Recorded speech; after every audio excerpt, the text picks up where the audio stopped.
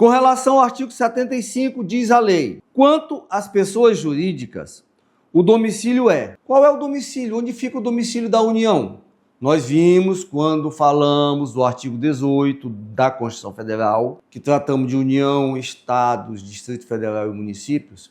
É importante que se saiba onde fica o domicílio das pessoas jurídicas. Na verdade, aqui nós estamos tratando de sede. A sede da União fica no Distrito Federal. É o que diz o inciso 1. Quanto às pessoas jurídicas, o domicílio é da União, Distrito Federal, dos estados e dos territórios, das respectivas capitais, do município.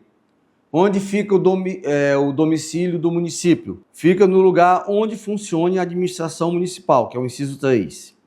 Inciso 4 do artigo 75. Das demais pessoas jurídicas, o lugar onde funcionarem as respectivas diretorias e administrações, ou onde elegerem domicílio especial no seu estatuto ou atos constitutivos. Nós vimos quando tratamos da criação das pessoas jurídicas, que tratamos, por exemplo, das associações, o estatuto vai dizer onde vai ficar a sede daquela associação. Então é isso que o inciso 4 do artigo 75 está dizendo. Das demais pessoas jurídicas, que não sejam União, Estado e município, o lugar onde elas venham a funcionar com as respectivas diretorias e administrações, ou onde elegerem domicílio especial, no seu estatuto ou nos seus atos constitutivos. O parágrafo 1º do artigo 75 do Código Civil diz assim: tendo a pessoa jurídica diversos estabelecimentos em lugares diferentes. Então, a pessoa jurídica tem diversos estabelecimentos em lugares diferentes. Cada um deles será considerado domicílio para os atos nele praticados. Então, tem a pessoa jurídica que funciona em vários estados diferentes, cada um deles será considerado domicílio para os atos que vinham ser praticados naquele ou naquela localidade. Parágrafo 2º do 75. Se a administração ou diretoria tiver a sede no estrangeiro, haver-se-á por domicílio da pessoa jurídica no tocante às obrigações contraídas por cada uma das suas agências, o lugar do estabelecimento cito no Brasil a que ela corresponder. Então, a sede daquela pessoa jurídica é no estrangeiro, mas ela funciona aqui no Brasil, lá no estado de Minas Gerais. Então, no estado de Minas Gerais, no tocante às obrigações contraídas por elas, o lugar do estabelecimento vai ser Minas Gerais. É isso que diz o parágrafo 2º do artigo 75 do Código Civil. Artigo 76. O artigo 76 do Código Civil, ele trata do chamado domicílio necessário. São 5 situações aqui. Isso aqui cai demais em prova de concurso. Esse artigo 76 cai muito em prova de concurso. E, na verdade, não só em prova de concurso, como serve também para aqueles que operam o direito de saberem o domicílio adequado, nesse caso aqui do artigo 76. Olha o que diz a lei. Tem domicílio necessário o incapaz, o servidor público, o militar, o marítimo e o preso. Então, ele elenca 5 situações aqui distintas. O domicílio do incapaz, o domicílio do servidor público, o domicílio do militar, o domicílio do marítimo e o domicílio do preso. E o que é bacana aqui, o que é bom aqui, é que a própria lei, ela não traz nenhuma dificuldade de compreensão disso. Agora, cada um precisa gravar isso aqui, porque na hora o examinador ele acaba trocando uma coisa por outra. Então vamos ver com calma aqui. O parágrafo 176 é assim: o domicílio do incapaz é o do seu representante ou assistente. Quando nós tratamos de incapaz, nós falamos do menor impúbere e do menor púbere, do absolutamente incapaz e do relativamente incapaz. O menor impúbere ou absolutamente incapaz é aquele que tem menos de 16 anos. Esse incapaz, ele é representado, que é a primeira parte aqui logo no início do parágrafo único, quando ele diz: o domicílio do incapaz é do seu representante. Então, quando ele fala do seu representante, ele está tratando do menor impúbere ou do menor de 16 anos. Aí ele fala também, ou assistente. Quando ele trata do assistente, ele está falando de quem? Ele está falando daquele que tem entre 16, é maior que 16, e menor que 18. É entre 16 e 18. Quer dizer, ele completou 16. Ele já é menor púber ou relativamente incapaz.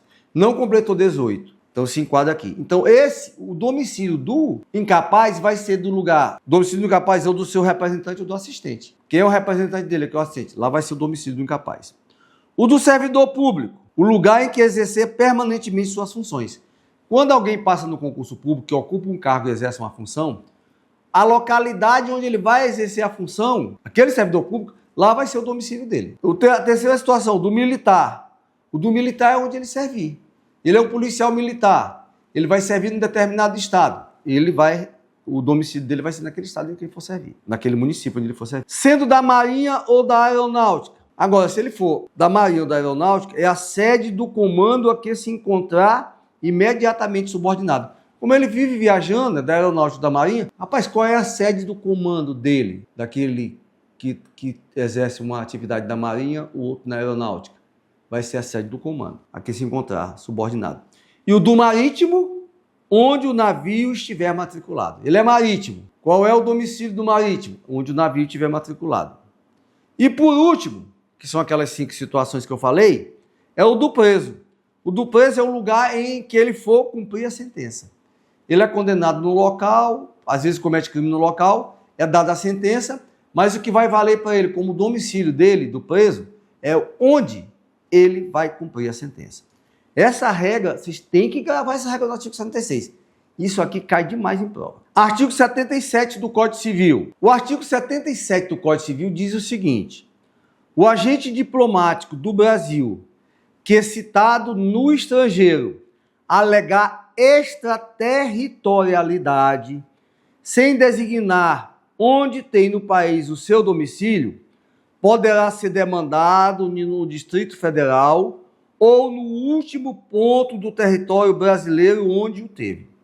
Então, é um agente diplomático que está exercendo a sua função lá no estrangeiro. Ele é demandado, vamos dizer assim, judicialmente. Ele pode alegar extraterritorialidade. Onde é que ele vai ter que ser demandado? No Distrito Federal ou no último ponto do território onde ele o teve, onde ele teve domicílio, no caso. Essa extraterritorialidade aqui, ela é diferente da extraterritorialidade sob o ponto de vista penal que está lá no artigo 7º do Código Penal. O artigo 7º do Código Penal, que faz aquela combinação com o artigo 5º também do Código Penal. O artigo 5º trata da territorialidade e o artigo 7º da extraterritorialidade do Código Penal. Essa extraterritorialidade aqui do artigo 77 é quando o agente diplomático ele é demandado lá no estrangeiro.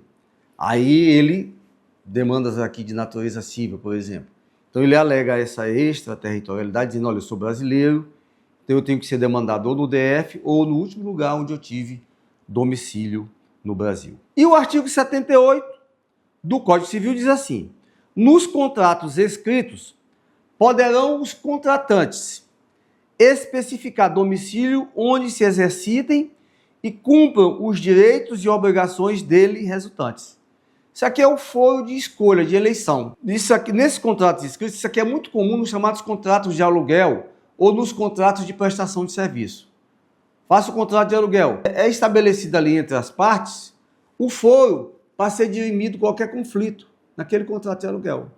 Ou se trata de um contrato de prestação de serviço, o local onde vai ser dirimido qualquer imbróglio que surja com relação àquela contratação de serviço.